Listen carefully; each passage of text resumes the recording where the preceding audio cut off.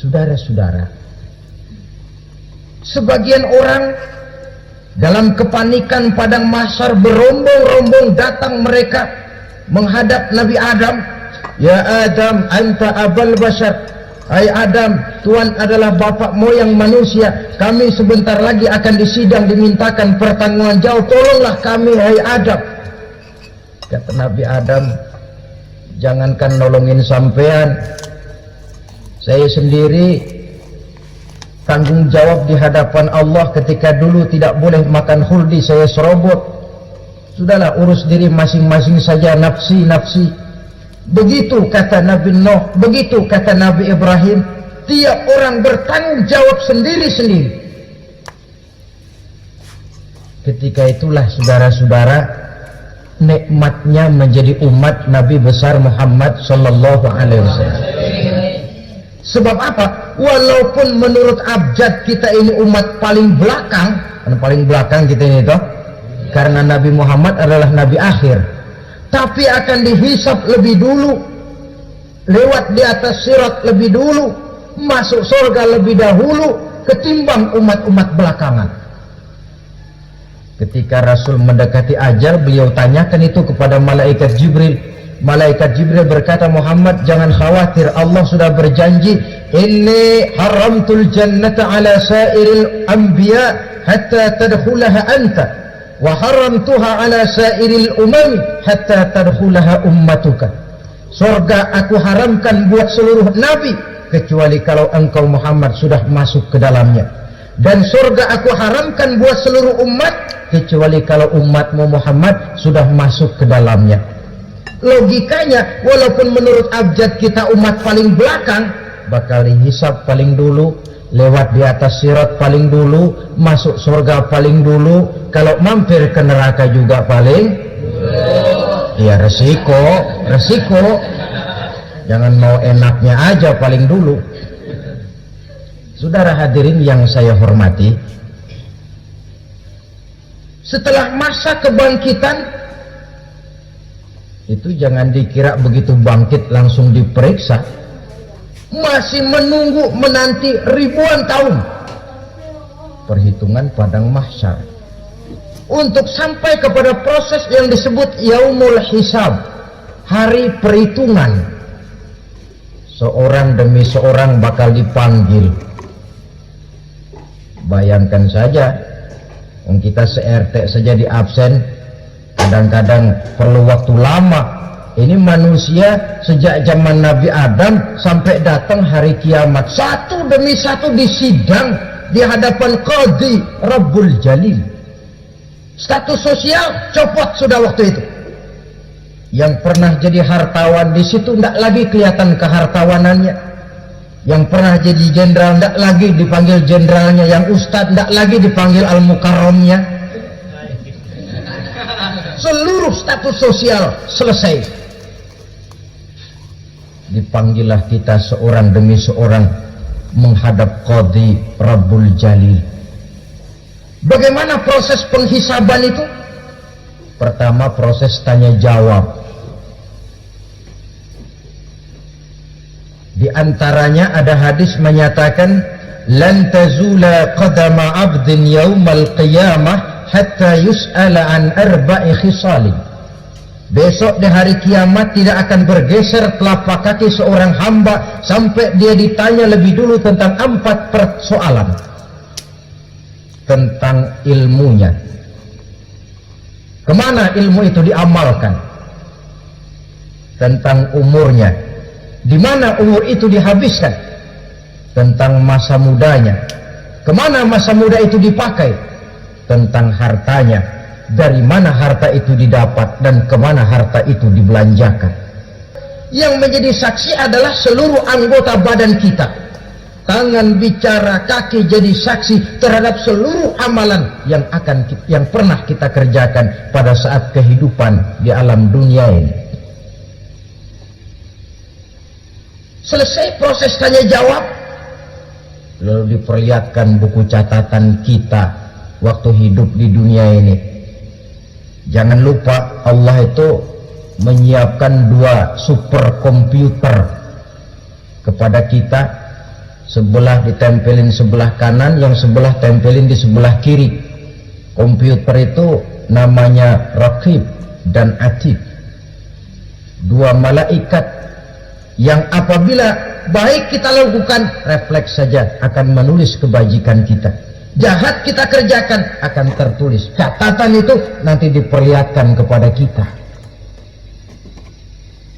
Waduh, alangkah malunya pada saat diperlihatkan catatan kita, buku rapot kita merah melulu. Barangkali diperiksa sambil diomelin, brengsek lo. Kalau banyak kejahatannya diberikan dari sebelah kiri atau dilempar dari belakang. Itulah sebabnya sejak di dunia ini kita sudah mohon kepada Allah, ketika berwudu membasuh tangan kanan, apa kita bilang? Allahumma a'tini kitabi biyamini wa hasibni hisaban yasira. Ya Allah, berikan saya kitab di tangan kanan, dan kalau saya memang perlu dihisap, hisaplah saya yang seringan-ringannya. Tangan kiri berlindung kita kepada Allah, jangan sampai diberikan kitab di tangan kiri atau dari arah sebelah belakang. Wa a'udzubika an tu'tiya kitabi bishimali aw min wara'i zuhri, dari arah sebelah belakang. Na'udzubillah min dzalik. Saudara-saudara, panjangnya perjalanan sirat itu memakan waktu ratusan tahun. Tetapi orang yang lewat di atas sirat pun macam-macam, bergantung amalannya ketika di dunia ini. Ada yang lewat di atas sirat itu kal barqil khatib, seperti kilat yang menyambar, lep, sudah sampai dia di surga. Cepat bukan main. Ada yang lewat di atas sirat itu seperti orang lari-lari. Ada yang lewat di atas sirat itu seperti orang jalan biasa. Ada yang sambil merangkak, ada yang sambil ngesor, ada yang sambil gelayutan, ada yang selamat sampai ke ujung ke surga, ada yang tergelincir jatuh masuk ke dalam neraka, bergantung amalannya dalam kehidupan di dunia sekarang ini. Tiap kita akan melewati yang namanya sirat ini. Saudara-saudara kaum muslimin yang saya hormati, dengan demikian mereka yang selamat melalui sirat sampai ke terminal akhir surga, mereka yang ketika dihisab ternyata banyak kejahatannya daripada kebaikannya, mereka singgah di dalam neraka. Nah, adapun orang-orang yang beriman menurut ayat Quran dan hadis Nabi itu nanti ada bermacam-macam. Ada orang beriman itu yang dimasukkan surga. Ada orang beriman itu yang dimasukkan ke dalam surga. Ada orang beriman itu yang disebut penduduk surga. Kenapa lain-lain, Pak? Karena waktu di dunia amalannya juga lain-lain. Ada orang beriman yang masuk surga. Ini paling murah tiketnya. Mau masuk surga? Kata Nabi begini, ma min abdin qala la ilaha illallah thumma mata ala dhalik illa dakhalal jannah.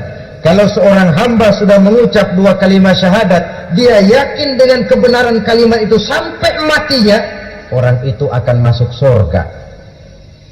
Abi Dzar yang waktu itu diajak bicara heran, ya Rasul kok gampang betul? Iya, walaupun orang itu mencuri, iya, walaupun orang itu berzina, iya, biar dia mencuri, biar dia berzina, kalau dia sudah mengucap dua kalimat syahadat, dia yakin dengan kebenaran kalimat itu sampai matinya, itu orang akan masuk surga.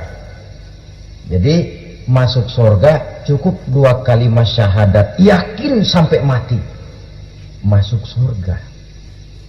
Itu perkara masuk. Tapi kalau pertanyaannya diterusin, masuknya kapan, Pak? Nah, ini ini lain lagi urusannya. Sebab ada yang masuknya itu langsung, ada yang mampir dulu. Di sana tempat cuma dua, kalau tidak surga, neraka. Mau ke surga tapi mampir dulu, yang mampirnya jelas di neraka. Kenapa? Dalam hadis qudsi ada riwayat, nanti itu di akhirat, setelah Allah selesai mengatur penduduk surga masuk surga, yang neraka masuk neraka, Allah berkata kepada malaikat Malik, malaikat Malik, labaik ya Allah, itu bajingan-bajingan tengik, manusia-manusia durjana yang waktu di dunia tidak mau sujud, jauh dari ulama, gemar melakukan yang munkarat dan maksiat, hidup di tengah masyarakat selalu jadi bibit keonaran, kufur, sudah masuk neraka semua. Sudah ya Allah. Nah, kalau sudah, coba sekarang kamu masuk, Malik. Saya, iya, masuk neraka. Mau apa ya Allah? Kata Allah, akhriju minan nar man kana fi qalbihi misqala habatin min khardalin min iman. Kau masuk neraka, cari di dalam neraka orang-orang yang ada imannya walaupun kecil sebesar biji zarah, angkat mereka keluar. Masuk malaikat Malik ke neraka, cari orang yang ada imannya, korek-korek. Ya repot, udah pada gosong.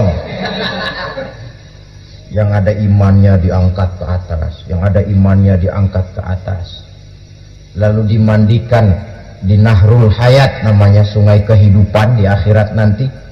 Cakep lagi rupanya, bersih lagi wajahnya, apel di hadapan Allah. Kata Allah, bagaimana mas?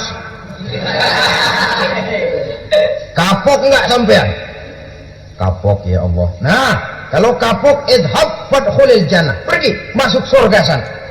Berangkat mereka ke surga, ketemu sama teman-temannya yang udah sampai lebih dulu, yang nggak pakai mampir lagi.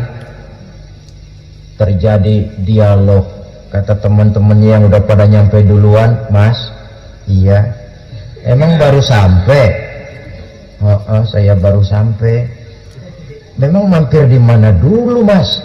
Kita sudah lama sampai di surga. Saudara buka surah Al-Muddatsir ayat 34-35. Ma salakakum fis saqar? Kenapa kamu mampir di neraka Saqar? Qalu lam naku minal musallin. Mereka menjawab, kami mampir di neraka Saqar mas, gara-gara dulunya kami waktu di dunia tidak pernah sholat.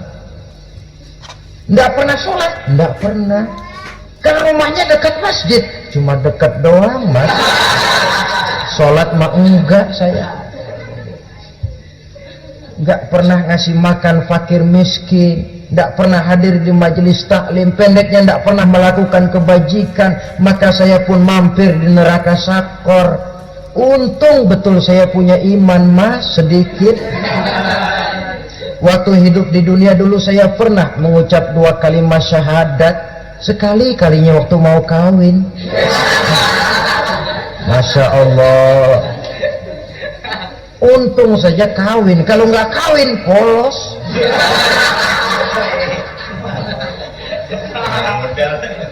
Itu juga pengulu sudah setengah mati ngajarin asyhadu alla asyaduaan.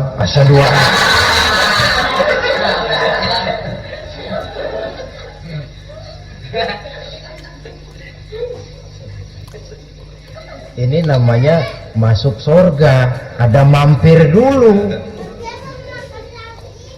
Ada pula orang mukmin itu yang dimasukkan surga. Namanya dimasukkan kan terima beres. Saya masuk ke rumah, jalan sendiri, cari tempat sendiri. Saya dimasukkan ke dalam rumah, terima beres, pokok ada di dalam, itu dimasukkan namanya. Nggak pakai mampir. Tapi tentu tiketnya lebih mahal ketimbang yang pertama tadi. Apa kata Allah? Innal ladzina amanu wa amilus shalihat la ukaffiranna anhum sayyi'atihim wa la udkhilannahum jannah. Sesungguhnya orang-orang yang beriman kemudian beramal soleh, kami hapuskan segala dosa dan kesalahannya, kami masukkan mereka ke dalam surga.